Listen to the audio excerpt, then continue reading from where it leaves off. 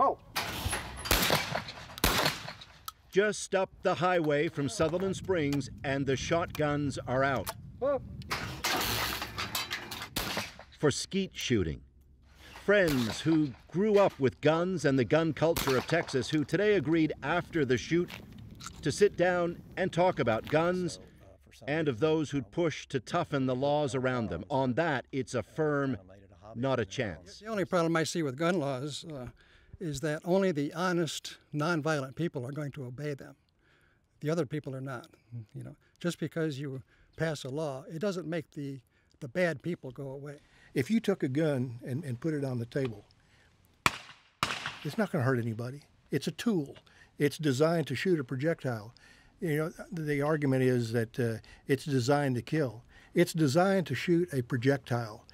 It's the shooter who points that projectile at whoever.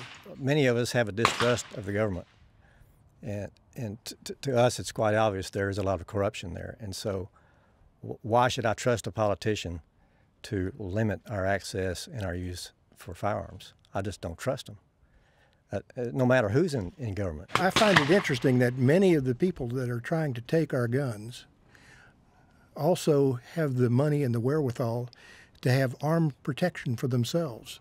So they're going to let the rest of us just float in the breeze when they have some, you know, 6'6" guy with a Uzi under his coat to protect them.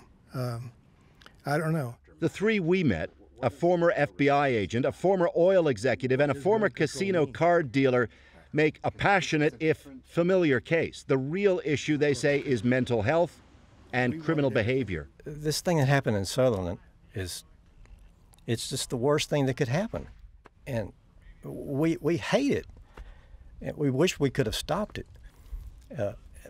Lord knows if somebody had been carrying in that church, they could have stopped it sooner. The only thing that's going to ever stop that kind of thing is another gun, you know, in this case.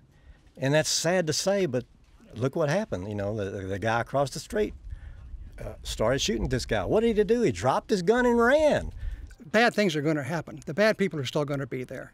You know, they can use a truck or a car to run people down. You know, they can use a knife.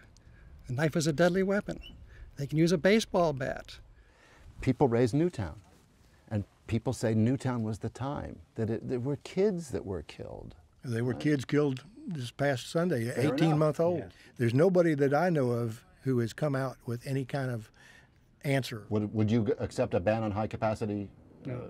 No? No. Why? Well, I don't think it would do any good, for one thing. It's been proven it doesn't do any good. And Joe talks about a 10-round magazine. Supposing you're in a gunfight, and 10 rounds isn't enough.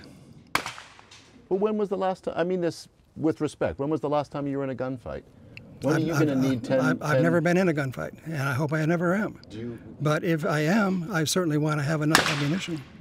There are no easy answers to this. That's the bottom line in this. There's no easy answers at all. And I just don't see it happening anytime soon. And there are no easy answers. I wish there were some way to stop all these killings. But I wish we could find some answers. Stop the killings, but keep the guns. A sobering bottom line and an unyielding one.